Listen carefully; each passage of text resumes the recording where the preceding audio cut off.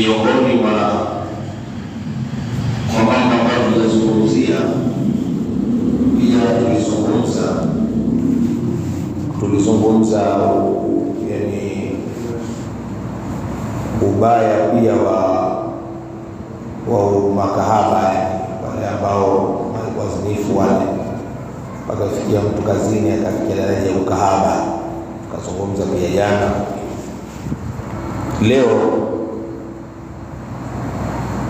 ningependa kutaja tu baadhi ya sifa kama 2-3, sifa za watu wa peponi. Sifa za watu wa peponi, jana tulitaja habari za motoni. Kwa leo tutataja baadhi ya sifa kadhaa za watu wa peponi.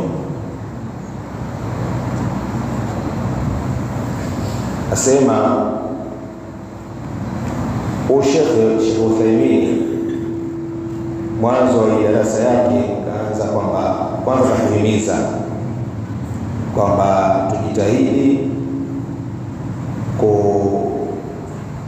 kutafuta sifa hizo tena kwa haraka sana, wanadamu awe na sifa hizo. Sifa ya kwanza ya watu wa peponi, sifa yao ni ucha Mungu, wakaitwa almuttaqina, wacha Mungu. Wa humul ladina taqaw rabbahum, ni wale ambao wamemcha Mola wao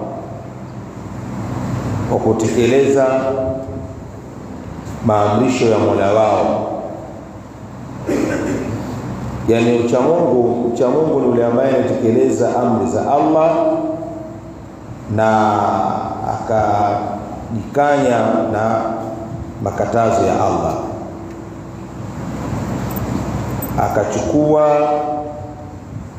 akajilinda na yale ambayo atampelekea na adhabu ya Mwenyezi Mungu Subhanahu wa Ta'ala, bifili ma amarahum bihi, kwa kutenda yale ambayo wameamrishwa, kumtii Allah, warajaa lithawabi, kutarajia thawabu Mwenyezi Mungu Subhanahu wa Ta'ala, wa tarki ma nahahum anhu, na kuacha yale ambayo wamekatazwa. Sifa ya kwanza ya watu wa peponi ni ucha Mungu, ambao wakatekeleza amri za Allah na wakaacha yote yale ambayo yaliyokatazwa, ambayo yatasababisha kupata adhabu ya Mungu, kwa kutenda yale ambayo wakatenda yale ambayo Allah ameamrisha na wakaacha yale ambayo Allah amewakataza. Hiyo ndio sifa ya kwanza. Kwa hiyo kila mmoja Allah amempa maarifa, kila mmoja ajijua kwamba je, hii sifa ya kwanza, je, unayo au huna? Je, una sifa hii? Na kama sifa hii huna, na hii ndio sifa ya watu wako wa peponi. Hata hapa duniani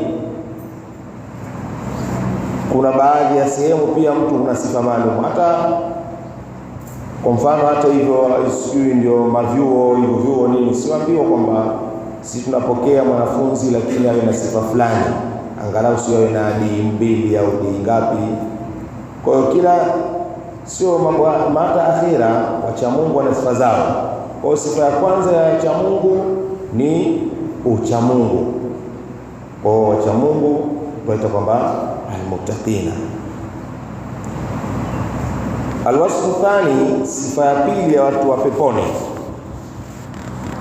Sifa ya pili ni ile ambayo Allah amezungumza kwenye Qur'ani, ni alladhina yunfiquna fi sarrai wa dharrai.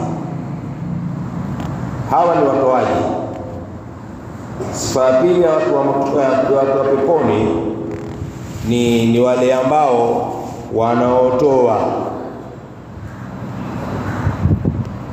na utoaji wao hawa hawaangalii, yani wakiwa na kingi watoa, wakiwa na kidogo watoa, wakawa wana raha watoa, wakawa wana matatizo pia watoa, fi sarai wa marai.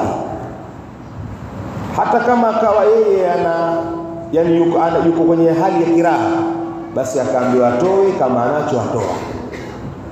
Hata kama akawa yuko kwenye wakati mgumu, hamda umwani, pia haangalii hilo, yeye atoa. Kinyume na sisi Waislamu, kwamba aweza mkuta mtu baada ya kumkuta yatakayomkuta ndio mtu atiania kwamba mimi bwana, janga hili likimtoka basi nitapeleka vocha msikitini.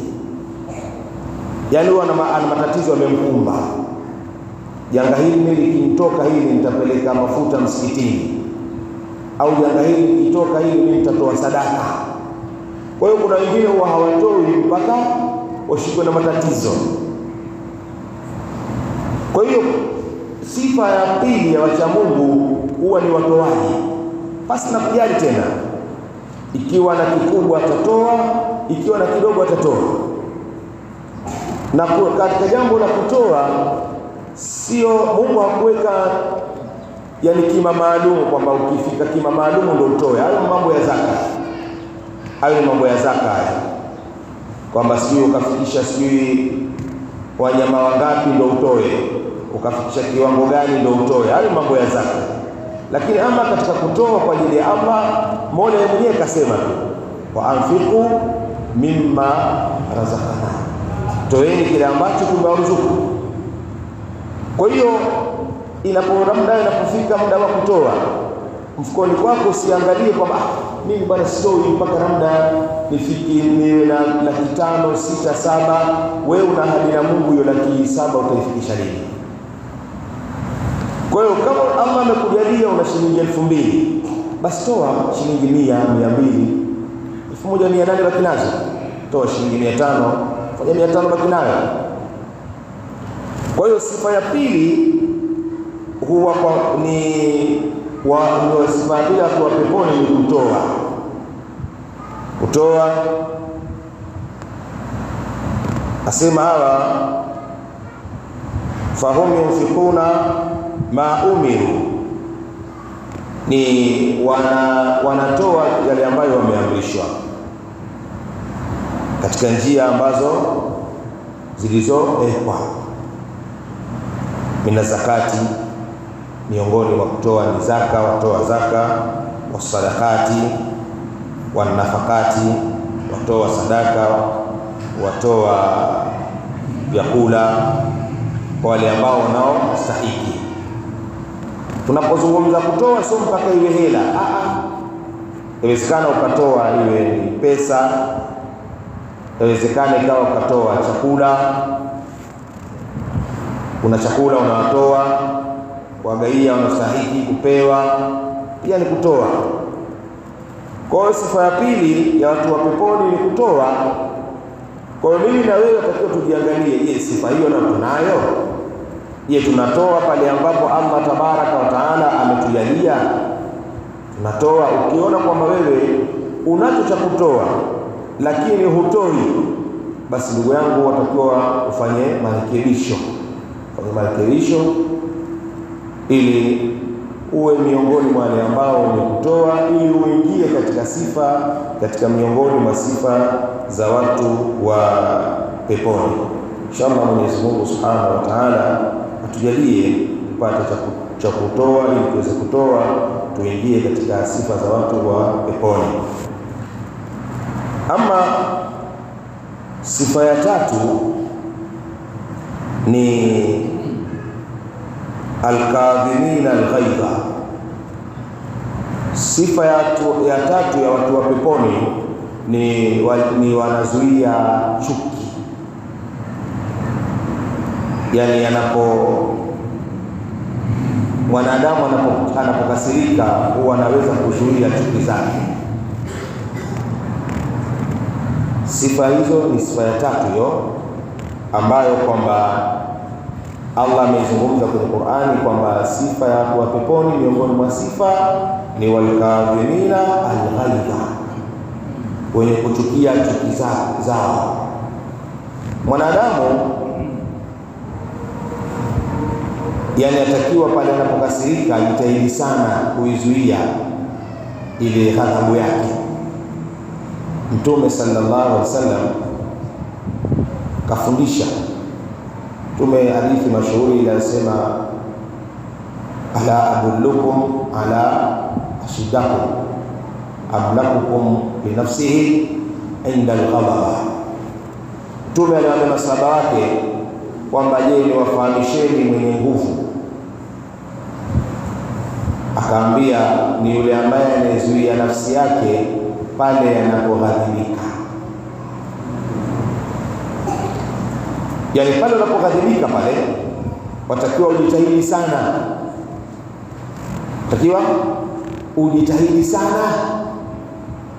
Na Mtume akafundisha kwamba lau kwa mfano ikikukuta hiyo hali, basi moja ya dawa Mtume akafundisha mwanadamu utie udhu. Ndio umepata na ghadhabu, basi moja ya kushusha ghadhabu basi ni kutia udhu. Na Mtume akasema kwamba ikiwa na muda ulikuwa umesimama, basi kaa chini, na ikiwa umekaa ukaona bado mwili wachemka kwa ile hasira ulizokuwa nazo, basi lala. Kuna bwana mmoja aliyokwenda kwa Mtume sallallahu alaihi wasallam, akataka kupewa usia. Akasema, namwambia ya Rasulullah, ausini ya Rasulullah, niusie ewe Mtume wa Allah. Mtume akamwambia, la taghdab, usiwe na hasira, usiruhusu hasira. Mtume sallallahu alaihi wasallam ilikuwa mara nyingi huwa anapoulizwa jambo huwa anamwangalia yule muulizaji naye yukoje. Na Mtume huwa anajua, ni mjuzi. Kwa yule bwana akamwambia ausini ya Rasulullah, nipe usia.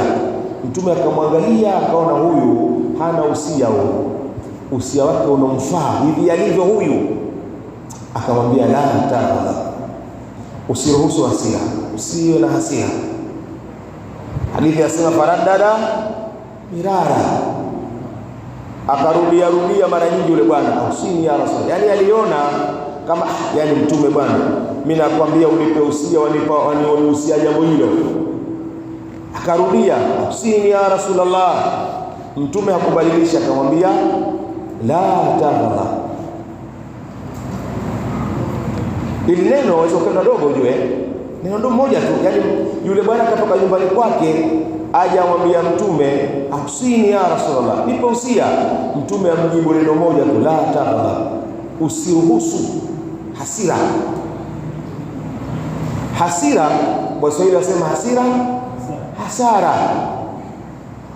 Yani siku zote kama utaruhusu hasira, basi itakuja kuletea madhara. Na wataalamu wanasema huwa kama utaruhusu hasira katika mwili wako, huwa kuna baadhi ya vitu unaweza kuviathiri.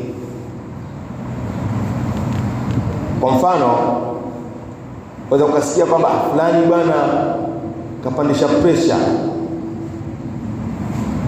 mpaka kafikishwa bombo, kinalazwa, anatoa drip.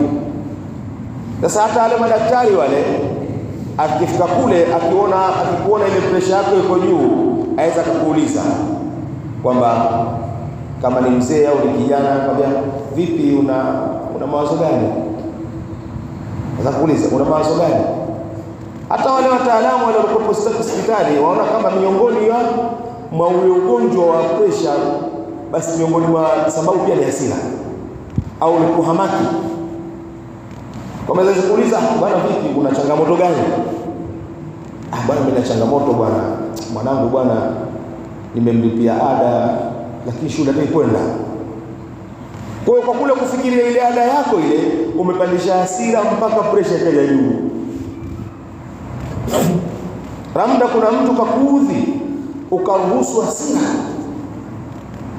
Kwa hiyo ukaruhusu hasira na ukajikuta wewe waanguka. Na ina madhara mengi. Waweza ruhusu hasira, kwa mfano labda mwezi kakuudhi, nayo ukaruhusu hasira kakupanda, alafu usifanye yale ambayo Mtume kaelekeza, basi ukafanya vitu vya ajabu, ukampiga tu, ina ukachukua ligongo ukampiga na kichwa. Mara sije wale waliopiga kitu, waliopiga ligongo, yale kwa hospitali leo kafa, majuta kwamba bora ningemwacha kwani hata kama kanitukana ilikuwa kanipunguza. Lakini baada ushafanya nini? Maamuzi. Ushafanya maamuzi magumu. Asema Allah semaje, laqad kana lakum fi rasulillahi uswatun hasana. Moja ya jambo alikuwa nalo Mtume pia alikuwa moja miongoni mwa sifa zake ni al-afu 'inda al-qudra, ni kusamehe wakati wa kuweza. Mtume alipofanya visa akawa nao uwezo wa kufanya nalo litaka, lakini akasamehe. Kwa kadhalika hata mimi na wewe, anapokufanya jambo mwenzio, basi kuwa msamehevu. Asema wal kadhimina al-ghaidha, sifa za watu wa peponi ni kuzuia chuki zao. Tena miongoni mwa sifa nyingine, walafina anin nas, na kusamehe watu. Kuwa msamehevu ndugu yangu katika imani, kuwa ni mwenye kusamehe pale anapokukosea Muislamu mwenzio au mwanadamu mwenzio. Lakini sifikie mahala ikawa kwamba wewe pale mjini watu wakusifu kwamba bwana wakosee wote hapa mjini, lakini fulani usije ukaingia kwenye 18 zake, hapo umeisha. Au labda mtu akufuata bwana nitaka nikutume kwa fulani bwana tumefanyia na 1 2 3, kwa hiyo nataka ukazungumze naye kusameheana. Kwambia mama fulani ndio unamkosea, yule bwana ashiki yule bwana ashiki. Na kweli katika maana kama wajisifu kabisa mwenyewe, bwana najua, lakini mimi uliza kwa mtani, uliza kwa hapana. Yani sifa za watu wa peponi ni wa al-afina an-nas. Mtume alifanywa mambo mengi sana alikuwa magumu Maka,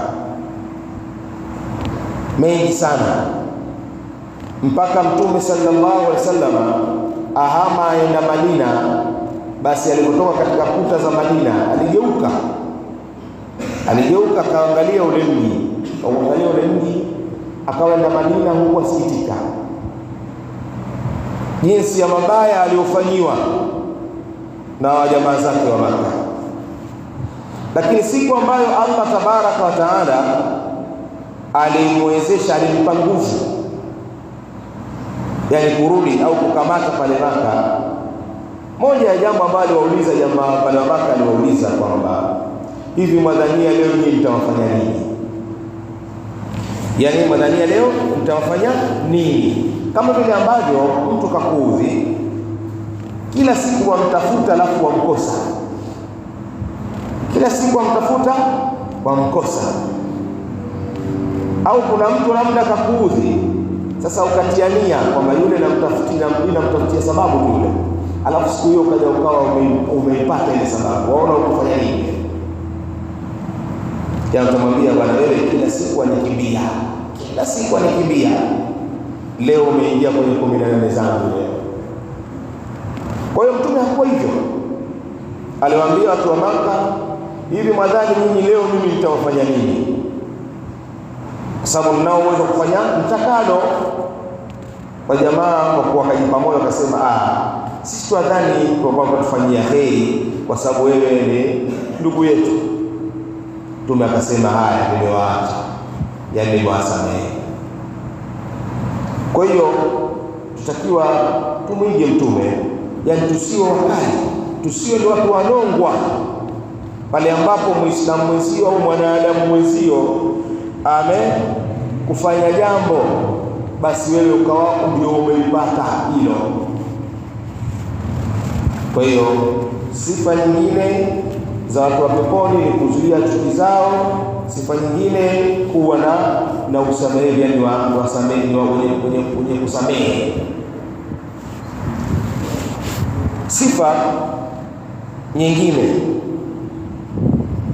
Sifa nyingine ambayo ni ya tano ni ambao pale wanapofanya makosa basi humtaka msamaha Mola wao. Hii aya hii tulisoma darasa za nyuma hapo, walladhina idha fa'alu fahisha au dhalamu anfusahum. Kaleta Sheikh Uthaymeen hapa kwamba ni wale ambao wanapofanya madhambi au wanapofanya fahisha. Nasema fahisha ni madhambi makubwa yale. Kwa mfano hapa kayaleta hapa Sheikh Uthaymeen hapa kayaleta alfahisha min adh-dhunubi wa hiya al-kaba'ir. Fahisha ni yale madhambi makubwa, kakatili nafsi al-muharrama bighairi haqqi, kama kuua nafsi ambayo imeharamishwa kuuliwa pasi na haki. Yani umechukua mwanadamu mwenzio ukamuua, hayakuwa si haki ya kumuua. Mtu aweza akauliwa ikiwa na yeye ameua kwa makusudi, aweza naye akauliwa kwamba mtu kaua kwa makusudi, huyu ina maana naye aweza kuhukumiwa hivyo hivyo kwa kuwa kaua kwa kukusudia. Ama mwanadamu akiua kwa kukosea, hawezi akahukumiwa naye auliwe. Kwa mfano mtu aweza akaua lakini kwa kutumia njiti ya fagio, yani kiakili haiji kwamba njiti ya fagio yaweza ikaua. Kwa hiyo umechukua njiti ya fagio, labda umemchapa mtu, labda mtoto umemchapa, alafu pale akafa. Uislamu hawezi kukuchukulia kama wewe ulikuwa umekusudia kuua. Hata huyo hakimu, acha mambo ya Allah, hata huyo hakimu mathalani kama wewe apelekwa mahakamani umeua, alafu wale wanakupeleka na ile njiti ya fagio, sababu ya hakimu au kwa polisi kwamba bwana kaua na alichoulia ni nchi hapa, ataangalia ibaki tu kwamba kama ndio ushahukumiwa kwenda jela utakwenda tu, sababu si kila anaenda jela kwamba amefanya makosa. So wale watu wa mawili wote kwamba wote wamefanya makosa, wengine wala kufanya makosa. Kuna wengine wametengezewa tu mazingira akafungwa basi. Kwa hiyo kuna kuua hapa miongoni mwa hayo madhambi makubwa. Akasema kakatili nafsi almuharrama bighairi haqqi, ni kuua nafsi ambayo imeharamishwa kuuliwa basi na haki. Kwa hiyo miongoni mwa madhambi makubwa ni kuua. Wa uququl walidaini, miongoni mwa madhambi makubwa ni kuwauzi wazazi wawili. Na hili jambo limekuwa la kawaida, yani kama halikuchukuliwa katika miongoni mwa madhambi makubwa kwamba kuwauzi wazazi wawili. Mtu aweza kamuuzi tu mama yake, akamuuzi babake, alafu wala asiwe na wasiwasi. Lakini kumbe ni dhambi moja gumu mno. Miongoni mwa madhambi makubwa ni kuwauzi wazazi wawili. Mwanadamu atakiwa uwe makini na wazazi wawili, hata kwenye kuzungumza. Allah sema fala taqul lahum ufi wala tanharhuma wa qul lahum qawlan karima. Mzazi hatakiwi kuudhiwa hata kidogo. Unapomuuzi mzazi umefanya miongoni mwa madhambi makubwa. Mzazi hakumwi, Na hata unapozungumza naye uzungumze naye kwa adabu. Hakikishe kwamba wewe hilo neno unalozungumza nalo umwambie neno ambalo halitomkera. Sauti yake iwe juu, sauti yako iwe chini. Lakini sio hivi sasa. Sasa labda ndio ile alama ya kiyama. Alama ya kiyama antalida al-amanat rabbataha. Yani ni kuzaa mtu mjakazi bwana wake. Yani inamaanisha kwamba mtoto itafikia mahala mtoto atakuwa na yuko juu kuliko mzazi.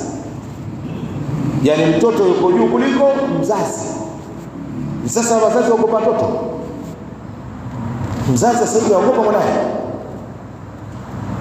Na kuna watoto shati ya mabao watoto wana nini wazazi wao. Mwaka jana si mwaka juzi nilitoa kile kisa cha yule mtu na watoto wake hapa Tanga. Sitomtaja kwa sababu inawezekana pengine wengine wamjua kwamba mzazi alijenga nyumba yake.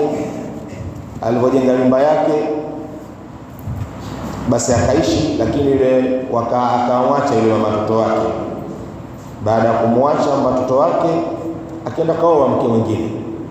Lakini alichokifanya kwamba aliondoka katika ile nyumba yake akaacha watoto wake pamoja na yule mama yao. Kwa hiyo akaishi katika nyumba ya kupanga huko na mke mwingine. Lakini ilipofikia mahala kwamba maisha yakayumba, kwa hiyo akapiga pia akafanya ihsani, akaona mimi kule nyumbani kwangu kule kuna chumba ambacho sijakimalizia. Kwa hiyo akaenda katika kile chumba ambacho hajamalizia, mwenyewe akakimalizia, akatia mlango. Lakini wakati atengeneza, yule mama wale wanaye ambao wameachana akaambia naye, "Waona baba yenu atengeneza hichi chumba hichi, hii ni alama kwa atakaje hapa kukaa. Watoto wamjini mama yao hapa hatakuja." Asubutu. Mtu nyumba yake mwenyewe huyo ambaye asubutu. Basi kweli yule bwana baada ya kufika siku ile akachukua mkokoteni akapakia mwenyewe virago vyake kana kuja nyumbani. Baada ya kuja nyumbani yule mwenye mkokoteni, kama unavyojua watu wa mkokoteni waenda mbio, yani ili wapate balance wa nyingine mpaka waende mbio na ule mkokoteni. Kwa hiyo akafika haraka kwenye ile nyumba kabla yule alimpa mizigo. Kukaribia ile nyumba pale, wale watoto walikuwa washasoma ile ramani kwamba leo baba ndo kapanga aje. Kwa hiyo wakamzuia, akamwambia rudisha huko mkokoteni wako. Akamwambia hapana, mimi sifanyi biashara hiyo. Mimi nishaambiwa mizigo nilete hapa, mimi nileta hapa. Hapa usilete, bwana sikiliza. Mimi naiteremsha hapa nje. Atajua mwenyewe mwenye mizigo. Lakini kuniambia rudi nao sikubali. Sifanyi kazi mara mbili. Kwa hiyo mwenye mkokoteni yule akaishusha ile mizigo. Baada ya kuishusha ile, yule mzee naye aja pale akuta wale watoto wameniana yule mwenye mkokoteni. Awaambia, "Nyinyi mbona mnamsumbua huyu? Nini?" Wale watoto waambia, "Baba hapa ungii." Mzazi si mzazi tena. Nyumba yake, mtoto wake tukamtoka kibao. Akampiga mwana kibao. Watoto walitoka wote ndani. Wakamtia vibao vizuri. Mpaka majirani wakaja wakamzuia, wakamtetea yule bwana. Vile vyombo vikarudishwa ndani ya mkokoteni, akatafutwa sehemu akahifadhiwa. Kilichotokezea sasa ni yule mzee kutoa ushauri kwenda mbele ya serikali, akaenda akasimamisha kule, nyumba yake ikauzwa. Nyumba ikauzwa, akapewa yule aliyechuma naye ambaye ni mama watoto wake, akapewa kidogo haki yake na yeye akachukua mzigo wake. Watoto wakakosa. Kwa hiyo karne hizi sio mchezo. Karne hizi mtoto akizungumza na babake na mama yake, yeye sauti yake ndio iko juu kuliko mzazi. Alafu kuna baadhi ya wazazi pia waumiza watoto wao. Yaani mzazi afanyiwa mabaya na mwanae, alafu asema hana neno bwana. Kwa sababu yeye ukiangalia ana mahaba naye, bila kujua kumbe radhi hatoi mzazi. Yaani ukasikia kwamba yule kakosa radhi ya babake au kakosa radhi ya mamake, radhi hatoi mzazi. kwa sababu aliyeka hukumu ya kutendewa wema mzazi sio mzazi. Wa qadha rabbuka alla ta'budu illa iyyahu wa bil walidayni ihsana. Allah yeye ndiye aliyetoa hukumu kwamba wazazi wawili wafanyaje, watendewe ihsani, yani wema. Kwa hiyo Mola yeye ndiye anayejua mtoto huyu kamtendea mabaya mzazi wake au kamtendea wema, yeye ndiye anajua. Hata vile ambavyo labda ukenda ukanunua labda mchele ukampelekea mzazi wako, yeye mwenyewe Mola ajua ule mchele ule mzazi wako umempa kwa ajili ya nini, kwa ajili ya kusifu au kweli ndio umetekeleza ile haki ya uwema wa uzazi.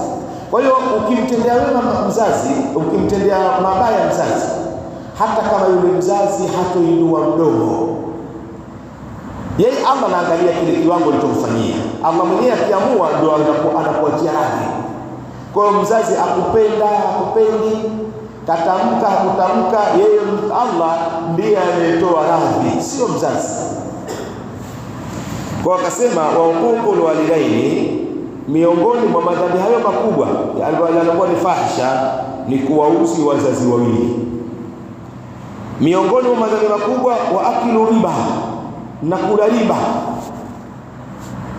Yani kula riba miongoni mwa madhambi makubwa, na ni jambo ambalo hivi sasa waweza ukasema kwamba walionusurika kula riba wachache mno,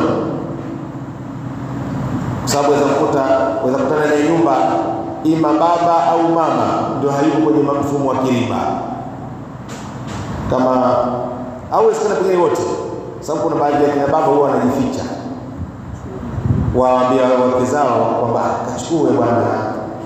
Kwa mke ndo aenda kule kwenye vikoba kwenye riba, mke ndo aenda. Lakini kutaenda njiani, ukafutilia. Mimi bwana mke wangu namwambia sana lakini hataki. Namwambia sana lakini hataki. Sasa neno hili nalo pia usilipendelee sana, la kuwa kwamba ukajifanya wajificha, alafu wamtupia mataka mama watoto. Je, ukiambiwa hizo hukumu za mwanamke akawa alokuwa hataki mambo ya Mungu utaweza? Kwamba mke kila ukamwambia mambo ya Mungu akawa hataki, je, ukaambiwa hukumu ya mwanamke umrudishe kwao utaweza? Utaweza. Kwa hiyo miongoni mwa madhambi makubwa akila riba. Ni kula nini? Riba. Na sasa hivi kila baada ya nyumba 10 wakuta mlango umeandikwa mkopo. Ile baada ya nyumba 10 wakuta mlango umeandikwa mkopo. Basi na masharti wala sio makubwa sasa hivi. Wende tu. Hata kama yule alokaa pale kwenye meza, hata kama akakuona siku 3 pale mtaani pia aweza kukupa. Zakakupa kama laki zako 3, 4, 5, kenda ukanunua godoro lako na kitanda, kakupa la misi na misi yao marejesho waanza kuuza kitanda kwanza, sababu ya misi kitanda maana kauza ile godoro utalia kwenye nini? Kauza kitanda kununua laki 180 ya kuuza shilingi 40,000.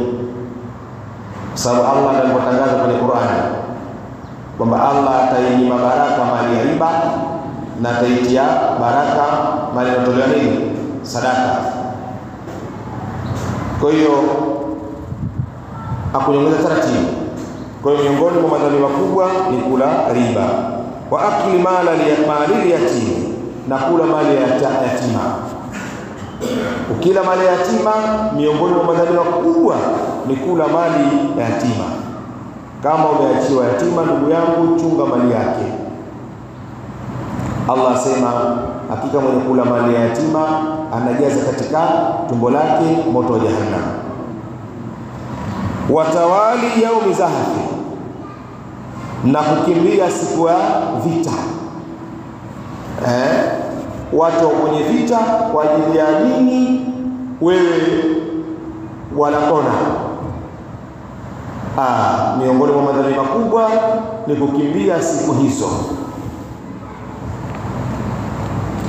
Wazina, na uzinifu, kuzini.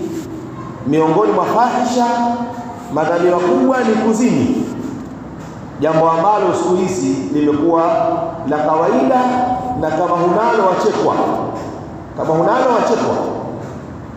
jambo la kawaida kabisa. Yani watu kuishi bila ndoa, jambo la kawaida sana hilo jambo.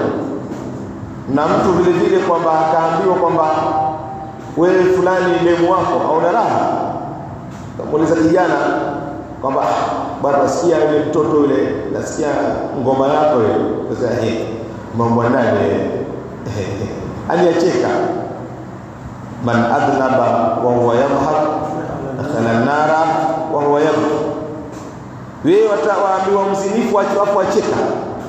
Jana tu hapa tulizungumza kwamba wanaokunywa pombe, yani wanaotumia vilevi, tukasema kwamba Allah tabaraka wa taala amewaandalia al-ghauta. Tusema hivi, masahaba akasema kwa Mtume, nini hiyo? Akaambia huo ni naharu, ni mto ambao wapita katika tupu za wazinifu, unanuka mno. Mbona kwa hiyo mtu ukiambiwa wewe mzinifu, kama ni mzinifu kweli, chukia, usicheke, kwa sababu miongoni mwa madhambi makubwa azina, uzinifu. Katika Qur'ani Allah tuwawili sema ijaza walladhina yad'una ma'a Allahi ilaha akhar. Ikenda mbele akasema akataja mzinifu, lakini akasema yudha'afu lahu la'adhabu sudhaifaini. Sikuhifadhi vizuri kwamba wauaji na wazinifu huwa wanazidishiwa adhabu siku ya Kiyama mara mbili. Na hata uzinifu nao pia watu watazidiana kuadhibiwa. Kuna uzinifu, kuna adhabu ni ambayo imezidi. Kwa mfano kama mtu akazini na jirani yake, akazini na mke wa rafiki yake, huyu adhabu yake nao ni kubwa zaidi kuliko yule ambaye hakuzini na jirani wala kuzini na mwana. Lakini ni muhimu kwamba uzinifu sio kitu chepesi. Tuambiwa mzinifu ataadhibiwa nusu ya ummati Muhammad sallallahu alaihi wasallam. Kwa hiyo unapoambiwa wewe mzinifu, shekha, kama mzinifu kweli, chukia hilo jambo na muombe Allah akutoe uko katika uzinifu. Kwa hiyo miongoni mwa madhambi makubwa azina, miongoni mwa hayo madhambi makubwa asarqa, wizi, kuiba. Yaani usiokaona kwamba umepita labda kwenye mpira wa watu, umeangalia kulia kushoto, mwenyewe hayupo, ukaona uchume tu pera, unaona jambo rahisi. Wizi nalo ni jambo moja gumu. Umekwenda baharini kule, kuna kuzamia, wavuvi wasema kuna kuzamia, wenzao wamelala, wewe fanyaje? Wazamia, oibia. Wizi kwamba wenzao mpaka asubuhi wafika kasera pale, wewe una kinusu ndoo, wenzao waliopitiwa na kilepe tu, mzee ukazama, ukauchota uono, halafu mwenyewe una raha kabisa. Hapana, madhambi makubwa hayo. Au kumuibia tajiri, nenda baharini huko, shapiga gololi zenu, kama ni ndoo 3 na uono kidogo, waambia hao gololi watu wazame bwana. Gololi wagaiwa, mzee watu kwenye vindoo vifungwa vizuri, tajiri akaja aonyeshwa uono tu ndoo 2. Baba ndoo wewe, lakini nenda hapo juu hapo ufukweni hapo, wakuta gololi wauzwa. Watu wanaona, yaani wanakaa jambo la kawaida. Hapo umefanya katika miongoni mwa madhambi makubwa kabisa. Kwa hiyo miongoni mwa madhambi makubwa ni asarqa, wizi, kuiba. Miongoni mwa sifa ambayo kufanya mwisho leo, sifa za watu wa peponi, hawaendelei na kufanya makosa. Hapa akasema wala yusiru ala ma fa'alu. Sifa za watu wa peponi, hawaendelei, akifanya kosa basi arudi nyuma alafu haendelei. Tunasema la ida al-mu'min fil hujri marratayn, muumini haumiki katika shimo mara mbili. Yani muumini afanye madhambi mara mbili, kwamba leo kufanya dhambi hilo kesho alirudia, afanye hivyo. Ikijitokeza bahati mbaya, basi anarudi kwa Mola wake. Na tujitahidini kutokufanya madhambi kwa makusudi, kwa sababu na ziko kwamba kuna usemi kwamba dhambi mtu aliyofanya makusudi, dhambi hilo halisameheki. Haidhuru kwamba kule walladhina asrafu, qul ya ibadi alladhina asrafu ala anfusihim la taqnatu min rahmatillah inna Allaha yaghfiru dhunuba jamia. Ile aya imezungumza kwamba hakuna dhambi iliyokuwa halisameheki, lakini kwamba dhambi kwa kukusudia, kwamba leo mimi nakusudia nizini, akili yako timamu kabisa, hili dhambi nalo hili zito.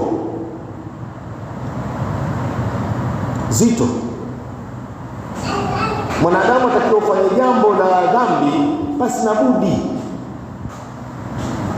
lakini dhambi ambayo nakusudia kabisa, kwamba mimi nakusudia, tujitahidi sana. Kwa hiyo miongoni mwa sifa basi ya watu wa peponi ni kutokuendelea pale ambapo wanapomwasi Allah subhanahu wa ta'ala. Inshallah Mwenyezi Mungu subhanahu wa ta'ala atujalie na sisi tuwe na sifa za watu wa peponi. Allahumma sahhil lana min kulli ma nurid wa najina mimma nakhaf fadlika ya latif. Sallallahu ala nabiyyina Muhammadin wa alihi wa sahbihi ajma'in. Alhamdulillah.